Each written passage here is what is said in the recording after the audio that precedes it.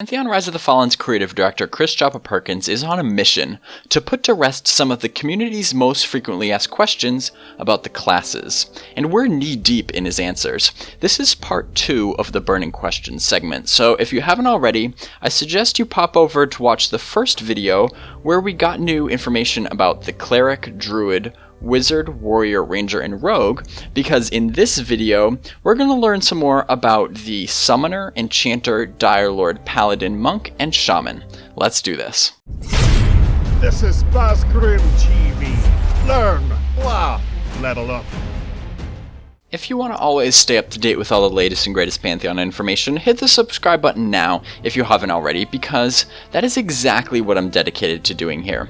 I know it's sometimes time-consuming to completely read through all the development news, so my goal is just to keep you all in the loop by just passing along the information quickly and easily, and then let you do with that what you will. So, let's finish what we started and dig through these answers. When I was interviewing Joppa at PAX East 2018, we started to unpack all of the classes in Pantheon, and this actually led to the more detailed class description pages being posted on the website. And when I asked him about the Summoner, he dropped this little hint. I mean, yeah, their pets are going to be really awesome, really cool. And so that whole dynamic, I want to make sure we keep. And really capture that feeling again where the Summoner pets are going to be known as very awesome. But that's pretty vague, so what does that actually mean? When the class page was revealed for the Summoner, it showed us more about how the pets will work and how they'll be a fundamental aspect of the class's identity. Quote, Archimentals are categorized into 4 classes based on the elemental they are bound to. As you grow in power, the Archimental will grow as well, becoming stronger and gaining access to more abilities. The Summoner will be able to choose which abilities their Archimental has active.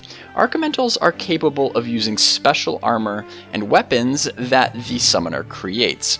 These weapons improve the Archimental's effectiveness in various ways, by improving its unique attributes: power, energy, solidity, or quickness. The different Archimental types will have a unique primary and secondary attribute that the Summoner will want to increase as much as possible, end quote. But that still doesn't really answer exactly how awesome they will be. In some fantasy MMOs, for example, Summoner-type classes also have powerful nuking spells to do most of the damage, while their pet plays more of a support role. So whether or not this would be the case in Pantheon was a burning question that Joppa was finally able to shed a little more light on. Quote, to put it simply, the Archimental is intended to be the powerhouse. If I had to put it in terms of a percentage, a Fury would provide around 70% of the total DPS output of the Summoner class. The Archimental should feel just as much of a part of the class to the player as the Summoner, especially given that so much of the Archimental's damage and effectiveness will come from how the player chooses to equip the Archimental and invest its unique stat points. It should feel like a very symbiotic relationship. End quote. Here's a really good question. Will enchanters be the top DPS through charm? How powerful will a charmed mob be? Well, the enchanter actually has several forms and tiers of charm abilities, but the most basic of which states, quote, you attempt to infiltrate your target's mind, allowing you to take control of them for X duration. The chance of a successful charm and the length of time the charm will last can be improved based on your intelligence, constitution, and charisma, end quote. And Joppa adds, quote, while much of this will be tuned in alpha and beta, the general design direction is that NPCs will not be at 100% strength when charmed. For the Pantheon Enchanter, charm is primarily designed as a CC mechanism, not a DPS mechanism. That said, there will likely be ways to reduce the penalty applied to a charmed NPC's power. You will also have access to certain NPCs' abilities when charmed, which will make the decision of what to charm and how to use it much more interesting, end quote. If you go to the Dire Lord class page and read through the available armor, you'll notice that plate armor is not listed, which is particularly noticeable since the group role is classified as tank. So ever since these class pages were first revealed, I've seen the question over and over and over again concerning, if the Dire Lord is unable to wear plate armor, won't they be unviable as a main tank in raids? and Joppa settled this once and for all. Quote, perhaps with certain physical damage-heavy encounters or bosses, and depending on specific encounter mechanics, the Dire Lords may struggle compared to higher AC warriors and paladins. However, from the conversations I hear and read, I think the Dire Lord's incredible magical damage mitigation is being heavily undervalued. You can trust that we are designing content with all 3 tanks in mind, and there will be plenty of endgame content where the Dire Lord will shine the brightest, unquote.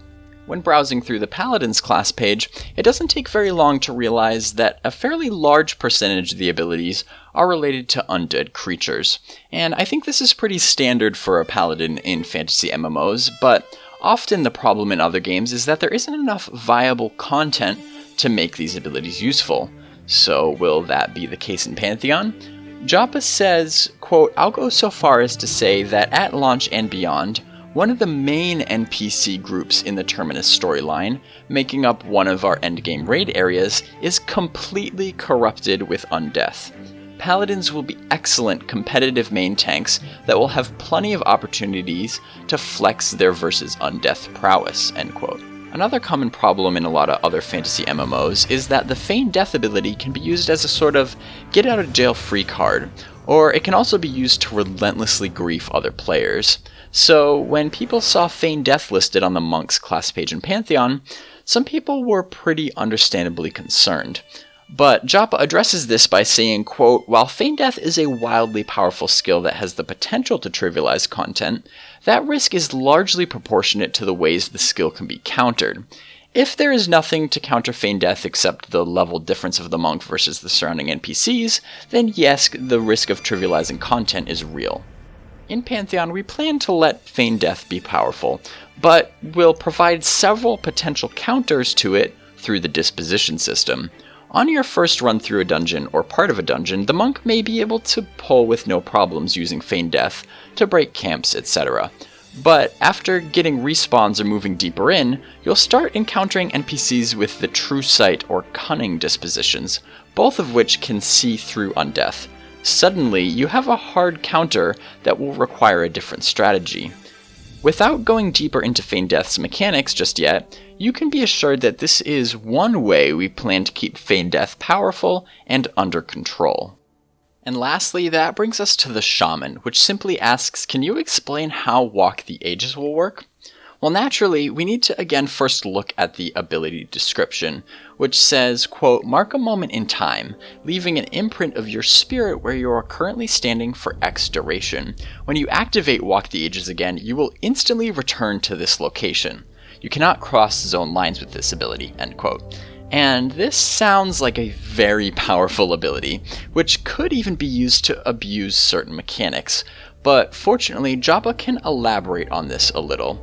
He says, quote, this ability will have a maximum range, which is yet to be determined. You will not be able to use this ability to bring you back to the zone line from the bottom of a dungeon, but it should be generous enough to allow you some flexibility to be as helpful as possible in most situations. Another great aspect of this ability is that it will clear the Shaman's aggro when used, end quote.